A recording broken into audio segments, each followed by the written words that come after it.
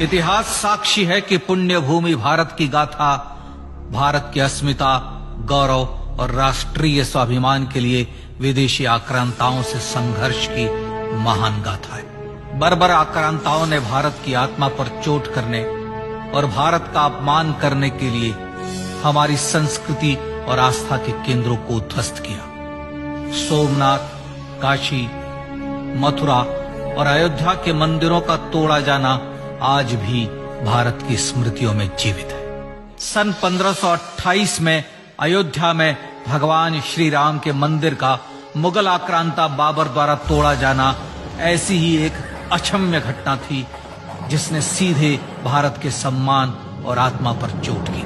कारण साफ था, अयोध्या के श्री राम के मंदिर पर आक्रमण भारत की आत्मा पर आक्रमण था। जहां हर भारतीय के रोम रोम में राम बसते हैं, वह भारत यह अपमान कैसे सहता। राम मंदिर पर आक्रमण भारत को आहत कर गया था। विदेशी हमलावर अपनी बर्बरता दिखाते गए और भारत अपने आत्मगौरव को फिर से पाने के लिए संघर्ष करता रहा। भारत रामलला के जन्म स्थान पर बाबर के नाम पर बने एक ढांचे को देखता और उसे हटाने का संकल्प लेकर शक्ति संजोया करता। हिंदू समाज आत्मसम्मान के रण में डटा रहा और लगातार हमलावरों द्वारा बनाए गए बाबरी ढांचे को हटाने के लिए लड़ता रहा। सरयू कई बार रक्त से लाल हुई। कभी स्थानीय शासकों ने तो कभी साधु संतों और राम भक्तों ने राम जन्मभूमि की मुक्ति के लिए अपने प्राणों की आहुति दी। 74 बार युद्ध हुए। हम कुछ मोर्चे हारे, पर रण जीतने का संकल्प कभी कम नहीं हुआ। हिंदू समाज तलवारों से रक्त रंजित हुआ, पर उसने हार नहीं मानी। उसका संकल्प अजेय था। 15 अगस्त 1947 को देश की आजादी के साथ सैकड़ों सालों से चले आ रहे इस संघर्ष में नई ऊर्जा और एक नया मोड़ आया। अचानक 23 दिसंबर 1949 को बाबरी ढांचे में श्री राम लला प्रकट हुए। हजारों राम भक्त दर्शन के लिए उमड़ पड़े। तत्कालीन प्रधानमंत्री पंडित जवाहरलाल नेहरू ने उत्तर प्रदेश सरकार को श्री राम लला को विवादित ढांचे से हटाने का आदेश दिया। उत्तर प्रदेश सरकार ने अयोध्या के कलेक्टर को यह काम दिया और यह निर्देश भी कि जरूरत पड़ने पर वे बल का प्रयोग भी करें। अयोध्या के कलेक्टर ने सरकार को उत्तर दिया कि यह नरसंहार के बिना संभव नहीं है और फिर भी वह ऐसा चाहती है तो किसी दूसरे कलेक्टर से यह काम करवा ले। परिणाम स्वरूप रामलला की मूर्ति वहीं विराजमान रही। विवादित ढांचे को बंद कर दिया गया। केवल पुजारी को सेवा अर्चना के लिए भीतर जाने की अनुमति थी। फिर भी राम भक्त विवादित ढांचे के बाहर से प्रभु श्री राम की आराधना करते रहे। भारत के हिंदू समाज के लिए चुनौतियां और बढ़ गई। मामला अदालत में गया। विपक्षी दलों द्वारा अदालत में भगवान श्री राम के अस्तित्व पर सवाल उठाए गए। उनके अयोध्या में ही जन्म लेने का प्रमाण मांगा गया। भारत का जनमानस अब आहत हो उठा था। आजाद भारत में भी हिंदू समाज को अपनी आस्था और श्रद्धा के लिए संघर्ष करना पड़ रहा था। चुनौतियों के इस समय में सन 1984 में विज्ञान भवन दिल्ली में विश्व हिंदू परिषद ने धर्म संसद का आयोजन किया। इस संसद में देश भर के संतों ने राम जन्मभूमि की मुक्ति के लिए आह्वान किया और राम जन्मभूमि मुक्ति यज्ञ समिति का गठन किया। धर्म संसद ने राम जन्मभूमि की मुक्ति और वहां भगवान श्री राम के भव्य मंदिर बनाने के भारत के जनमानस के संकल्प को फिर से दोहराया। विश्व हिंदू परिषद के नेतृत्व में मंदिर निर्माण के लिए पूरे देश में अभूतपूर्व आंदोलन की शुरुआत हुई। श्री राम जन्मस्थली मुक्ति यज्ञ समिति के साथ देश भर में राम जानकी की रथ यात्राएं निकली। राम लीलाओं में राम कथा के माध्यम से भारत का आम जन फिर से जुटा। अब सबके मन में एक ही प्रण था, एक ही लक्ष्य था। अयोध्या में जन्मभूमि पर भगवान श्री राम के भव्य मंदिर का निर्माण। सन 1989 में विश्व हिंदू परिषद द्वारा गांव-गांव से रामशिला पूजन करके अयोध्या भेजी गई। 2,75,000 गांवों से रामशिलाएं अयोध्या पहुंची। भव्य राम मंदिर के शिलान्यास का निर्णय हुआ। पूज्य संत महात्माओं और हिंदू समाज के अन्य प्रमुख नेताओं के निर्णय के अनुसार अनुसूचित जाति के प्रमुख नेता श्री कामेश्वर चौपाल ने 9 नवंबर 1989 को मंदिर निर्माण का पहला पत्थर रखा। राम जन्मभूमि पर मंदिर निर्माण के लक्ष्य की पूर्ति के लिए सन 1990 में सोमनाथ से अयोध्या के लिए श्री लाल कृष्ण आडवाणी ने रथ यात्रा की शुरुआत की। देश में जन भावनाओं का ज्वार उमड़ने लगा। श्री लाल कृष्ण आडवाणी के रथ यात्रा के साथ साथ मंदिर के लिए जन समर्थन बढ़ने लगा और छद्म सेकुलरवाद बेनकाब होने लगा। इस जन आंदोलन को रोकने की तमाम कोशिशें हुई पर सब व्यर्थ हुई। विश्व हिंदू परिषद ने देशवासियों से अयोध्या में जन्मभूमि पर मंदिर निर्माण के लिए 30 अक्टूबर और 1 नवंबर 1990 को कार सेवा का आह्वान किया। परिणाम स्वरूप लाखों राम भक्त कार सेवा के लिए देश के कोने कोने से अयोध्या आए। इससे देश की एकात्मता का विराट दर्शन हुआ।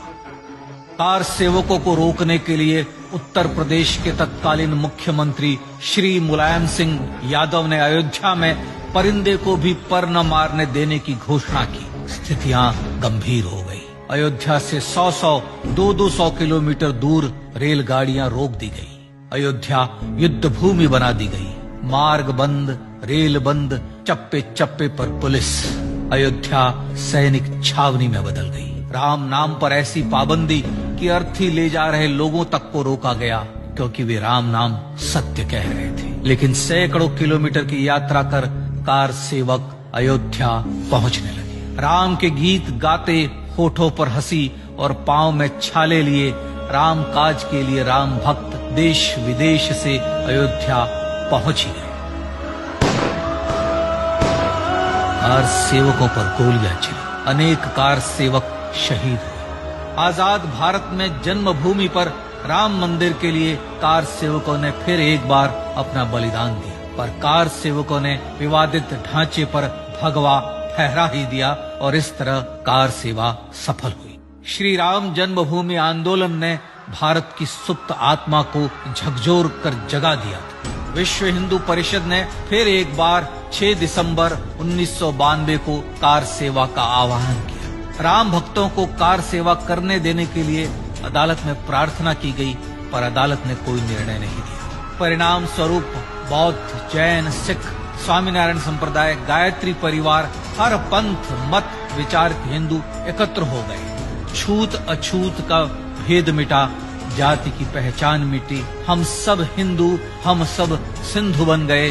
राम सिंधु में ज्वार उठा और देखते ही देखते 6 दिसंबर 1992 को श्री राम जन्मभूमि से बाबरी ढांचा सदा के लिए हट गया।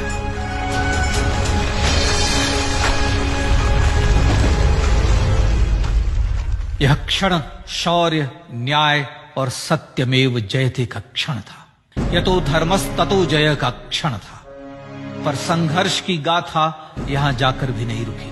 छद्म सेकुलरवादियों द्वारा भारत और भगवान श्री राम के इतिहास को झुठलाने के लिए अदालतों में चुनौतियों का सिलसिला चलता रहा, जो 1950 से चल रहा था।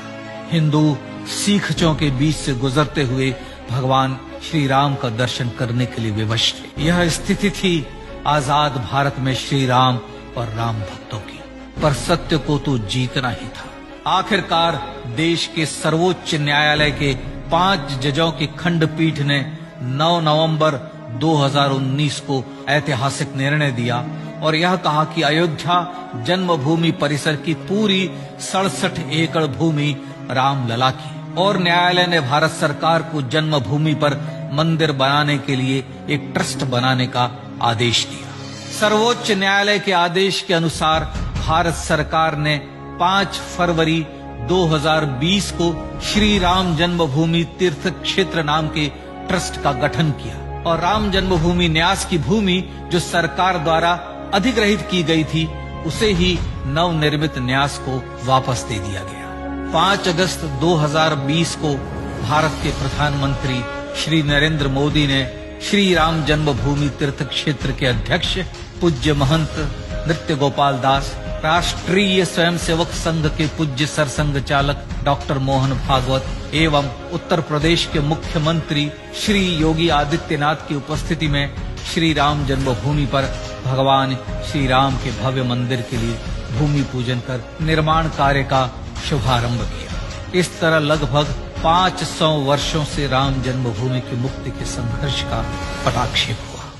अपने आत्मसम्मान और राष्ट्रीय अस्मिता के लिए इतना लंबा संघर्ष विश्व के इतिहास में बेजोड़ है। श्री राम भारत की आत्मा, भारत की परिभाषा, हमारे राष्ट्रीय आदर्शों और जीवन मूल्यों के प्रतिनिधि मर्यादा पुरुषोत्तम हैं, जो हर हिंदू के होठों पर जन्म से मृत्यु तक रहे, बस यही हर हृदय में प्रार्थना होती है।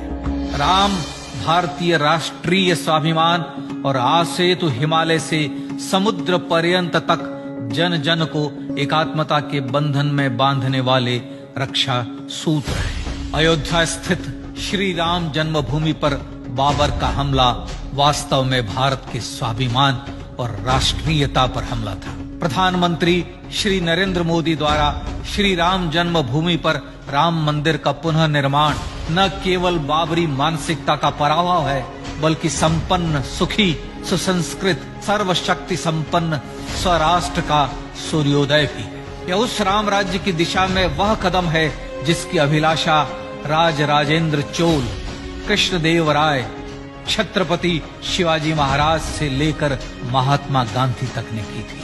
अयोध्या में जन्मभूमि पर भगवान श्री राम का मंदिर न सिर्फ राष्ट्रीय गौरव होगा, बल्कि वह श्री राम के आदर्शों का राष्ट्र मंदिर होगा। अब वह महान संकल्प पूरा होने जा रहा है। आइए इस राम यज्ञ, राष्ट्र यज्ञ में जिन ज्ञात और अज्ञात भारतीयों ने अपनी आत्माहुति दी है, उनका पुण्य स्मरण कर उन्हें श्रद्धांजलि दी।